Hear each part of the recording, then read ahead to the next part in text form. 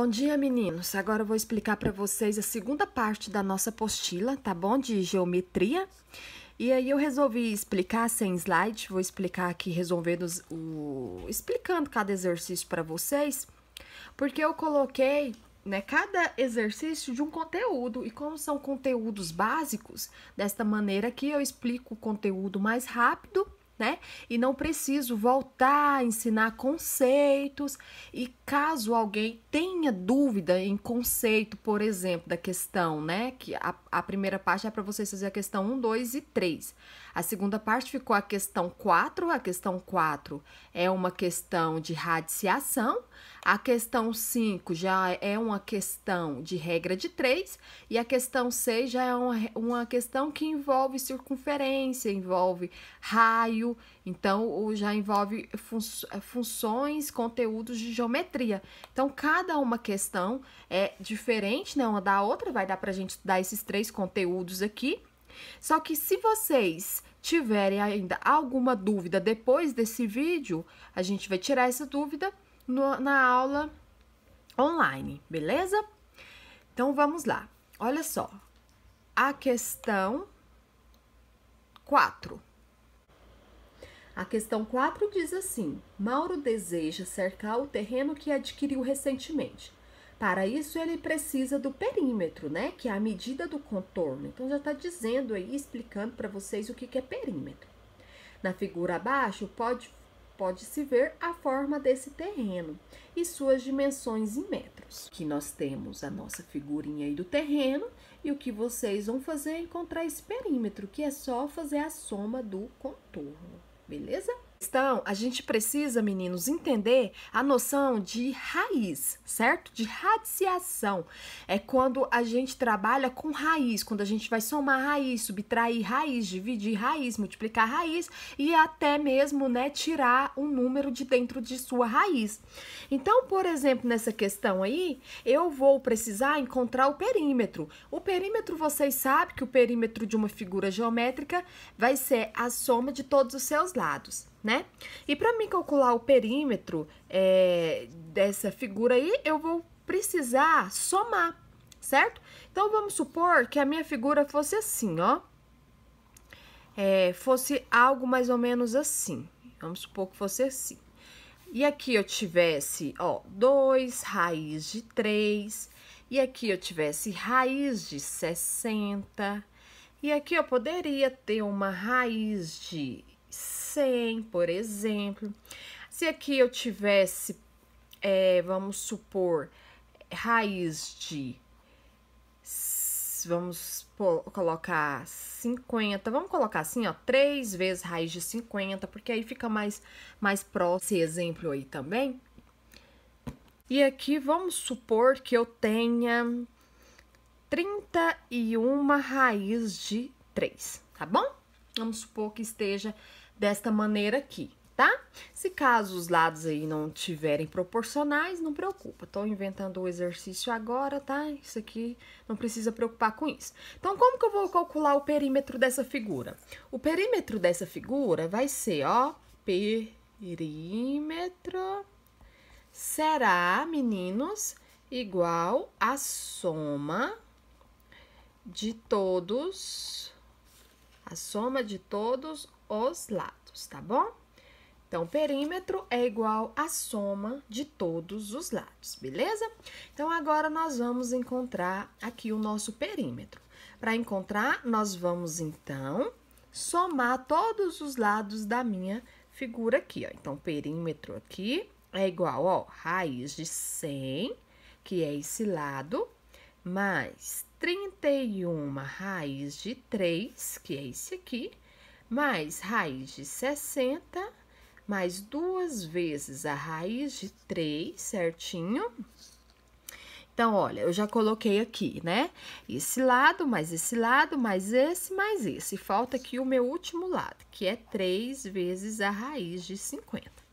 Como que eu vou somar isso aqui? Eu vou precisar colocar aqui, meninos, tirar esse 100 da raiz. O 3 não, porque eu já encontrei aqui. 3 é um número primo, então vai continuar assim.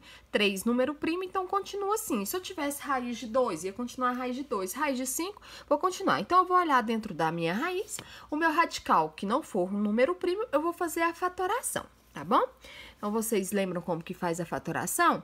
Para mim fazer a fatoração, olha o que eu vou fazer. Eu vou colocar aqui no cantinho aqui para vocês verem, ó. Vamos abrir aqui, né? E fazer uma fatoração, tá bom? Então, nesse cantinho aqui, eu vou fazer isso. Então, vamos primeiro fatorar o 100. Então, vai ficar, ó, 100 e eu vou dividindo esse 100, tá bom? Por números primos. Então, vou ficar 100 dividido por 2, 50. 50 dividido por 2, 25. 25 dividido por 2 não dá. Então, eu vou tentar, né, o próximo número primo, que é 3. Também não dá. Então, eu tento o próximo número primo, que é 5. 25 dividido por 5 dá 5, que 5 dividido por 5 deu 1. Então, aqui, já organizando, porque eu quero encontrar o valor da raizinha de 100, raiz de 100 é a mesma coisa que a raiz de 2 ao quadrado vezes 5 ao quadrado. Como assim, professora? O 2 apareceu aqui 2 vezes, então, 2 ao quadrado. O 5 apareceu 2 vezes, 5 ao quadrado. Então, ficou 2 ao quadrado e 5 ao quadrado. Como aqui é raiz quadrada, a gente pode simplificar. Então, os dois vai sair da raiz, certo? Nem preciso colocar mais raiz aqui, ó. Coloquei, vou tirar, não precisa. Então, saiu 2 e saiu 5. Raiz de 100 é 10. Ah, professora, todo mundo sabe que raiz de 100 é 10. Beleza. Só que eu quis fazer a fatoração para você entender por que raiz de 100 é 10, como que eu faço essa fatoração, como que eu encontro essa raiz, né, de um número que eu não sei, um número desconhecido aí qualquer. Então, no lugar da raiz de 100, eu vou colocar aqui 10. Tá vendo que eu já substituí, ó? Agora, eu vou fazer a mesma coisa aqui no meu cantinho para raiz de 3 não precisa, para raiz de 60. Então, eu venho aqui, ó, e faço 60 dividido por 2, 30. 30 dividido por 2, 15. 15 dividido por 2, isso vai gerar um número decimal, não é verdade? 7,5. Não pode, tá bom? Então, o que eu vou fazer aqui? Vou tentar dividir por próximo número primo. 15 dividido por 3 é 5. E 5 só divide por 5, que dá 1. Entendido? Então, eu vou fazer, né, desta maneira, meninos. Aqui, eu vou pegar e voltar para minha raiz. Então, vai ficar assim, ó, raiz de... Eu vou juntar de 2 em 2, porque é raiz quadrada, certo? Então, vai ficar, ó, 2 ao quadrado vezes 3 vezes 5, certinho? Esse 2 que tá elevado ao quadrado sai de dentro da raiz. Então, saiu 2 e ficou 3 vezes 5. 3 vezes 5 é 15, certo? Então, ficou 15. Não adianta eu fatorar o 15, porque quando eu fatorar o 15 vai dar para dividir por 3. 15 dividido por 3 é 5. Então, eu vou ficar neste momento aqui, ó, tá bom? Então, não vai adiantar. Então, melhor deixar assim, 2 raiz de 15, tá? Legal? Beleza. E assim, meninos, eu vou fazer a mesma coisa com os 50, tá? Então, eu vou fatorar os 50 agora aqui, ó, do outro lado, tá? Então, vou pegar 50 e vamos dividir por 2. 50 dividido por 2 vai dar 25. 25 não divide por 2, dá um número decimal. Por 3 também não, só vai dividir por 5.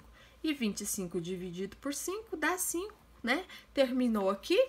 Quando eu encontro 1, e agora eu faço o seguinte, olha só, raiz de 50 ficou a mesma coisa, de 2 vezes 5 ao quadrado.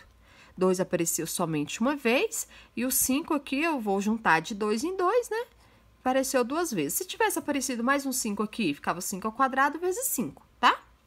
Então, aqui, ó, esse sai da raiz, porque tá ao quadrado, ficou 5 raiz de 2, beleza? Agora que eu encontrei, né, todos os meus valores, o que eu faço? Eu vou substituir no lugar da minha raizinha. Então, ficou, ó, mais 31 raiz de 3 mais raiz de 60. Quanto que deu? 2 vezes raiz de 15 mais 2 raiz de 3 mais 3 raiz de 2. E agora, né, o próximo passo aqui é muito fácil, que é só você juntar. Você vai juntar o que tiver a sua parte aqui igual.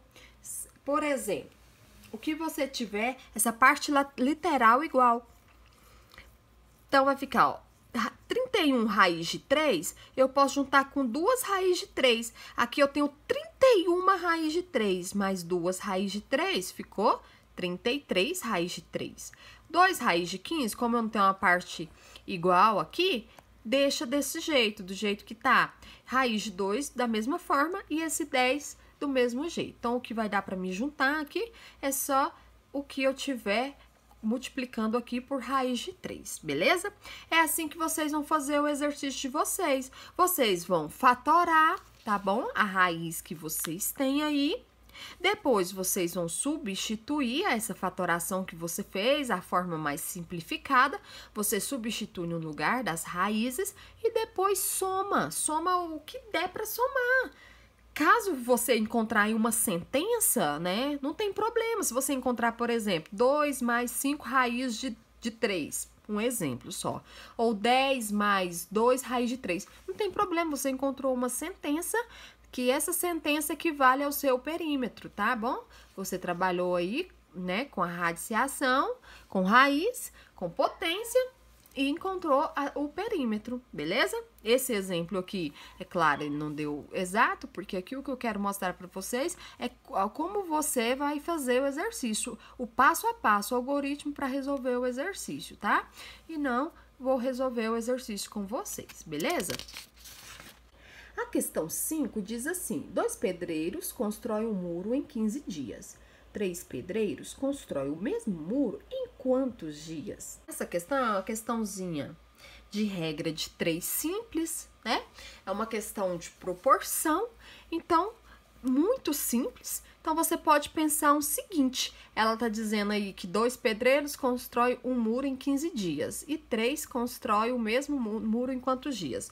Então, a primeira coisa que vocês precisam observar aqui é quando, né, a minha regra de 3 for diretamente proporcional e quando ela for inversamente proporcional.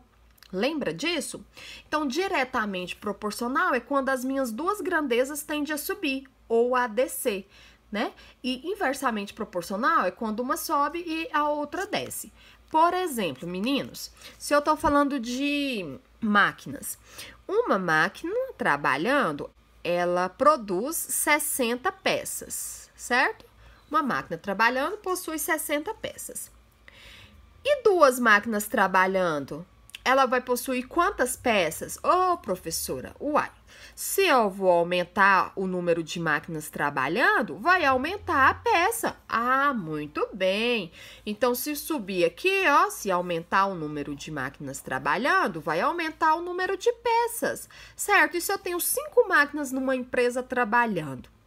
E depois 3 estragam. E elas trabalham no mesmo ritmo, né? Vamos levar em consideração assim.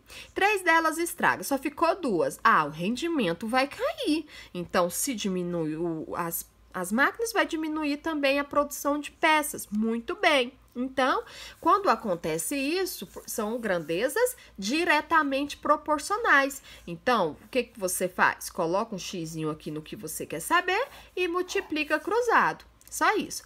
Agora, né, se eu estou trabalhando com grandezas inversamente proporcionais, quando é que isso acontece? Assim, ó. Vamos colocar assim. Vamos colocar assim, ó. Uma máquina trabalhando, ela consegue, né, ela consegue 60 peças em 3 dias. Em 3 dias, vamos pôr assim. Aqui é dias, tá bom? E 2 máquinas trabalhando, ela vai conseguir essa produção de peças, 60 peças em quantos dias? Será se eu aumentar o número de máquinas, eu vou aumentar também os dias para conseguir essa produção de peças? Claro que não. Não é verdade? Muito pelo contrário, quanto mais máquinas eu colocar para trabalhar, menos dias vai gastar. Não é verdade? Para conseguir aqui uma quantidade de peça desejada. Aqui eu estou usando 60 para a gente não fugir do exemplo. Se uma máquina consegue produzir 60 peças em 3 dias, 2 máquinas não vai gastar 3 dias, vai gastar a metade. Estou dobrando aqui o número de máquinas, vai diminuir o meu tempo pela metade, né? Então, quando eu aumento esse número de máquinas, o que acontece com a quantidade de dias? Diminui. Quando acontece isso, eu estou trabalhando com grandezas inversamente proporcionais. E quando eu trabalho com grandezas inversamente proporcionais, ou eu não preciso multiplicar cruzado, ou então, meninos, vocês podem fazer o seguinte, vocês podem inverter. Em vez de ficar 3, em vez de ficar 3 dividido por x, vocês vão inverter. Então, vai ficar assim, ó, 1 sobre 2 é igual a x dividido por 3. Pronto, eu posso inverter desta forma, tá? Que aí eu vou encontrar o valor certinho. Ou então, não precisa, né, multiplicar cruzado. Daqui você já multiplica. Ao invés de você fazer isso aqui, ó, que faria no exemplo de cima, né? O de cima vezes o de baixo, multiplicação cruzado, de baixo vezes de cima, você pode multiplicar, ó, em cima, embaixo, tá? E aí você já vai encontrar o valorzinho. Então, aqui, nós revisamos grandezas diretamente proporcionais e grandezas inversamente proporcionais, de maneira bem rápida, tá? Qualquer dúvida a gente vai tirar na aula online, tá bom? Ou então pode me perguntar também ao longo da semana. E agora vamos para a nossa última questãozinha, a questão aí 6. A número 6, que é uma questãozinha do projeto Conseguir, uma questãozinha muito simples, que aqui a gente só vai usar as noções básicas de circunferência, tá dizendo que a circunferência e o quadrado apresentados na figura abaixo apresenta, respectivamente, a borda de uma mesa redonda e uma toalha quadrada colocada sobre a mesa. A distância BD mede 3 metros. Pretende-se conseguir uma toalha redonda que seja capaz de cobrir toda a mesa. Então, eu tenho o meu desenho aqui, o de azul, né, é a minha toalha, e a circunferência quer dizer a minha mesa. E eu preciso aí, meninos, de uma toalha, né, eu quero uma toalha redonda que seja capaz de cobrir toda essa mesa. Então, o que vocês vão fazer? Só interpretar as questãozinhas A e B aí. Bem simples. Uma questão de revisão de circunferência, certo? Então, eu tenho aqui uma circunferência, não ficou muito redondinha não, vocês vão desculpando aí. E aqui, meninos, eu tenho algumas propriedades aqui da circunferência. É o seguinte, essa parte aqui, ó, que eu fui circulando, tá? Ela é chamada de comprimento da circunferência. Isso aqui é a minha circunferência, beleza? Essa parte de dentro pintadinha a gente chama de círculo, tá? Beleza. Dentro aqui da minha circunferência, eu tenho algumas propriedades. Primeiro, eu tenho o centro dela. Eu tenho alguns elementos, né? Eu tenho o centro dela. Do centro até a extremidade, eu tenho o meu chamado raio, certo? E se eu estender o meu raio, ou seja, né, tô multiplicando o meu raio por 2, 2 vezes o meu raio é igual o meu diâmetro. Só uma questãozinha mesmo de raciocínio, muito simples, tá bom? Não tem nenhuma matéria a mais aqui, a não ser o conhecimento de raio e diâmetro nessa questão. Então, pronto. Então, é isso, meninos. Fiquem com Deus e até a próxima aula.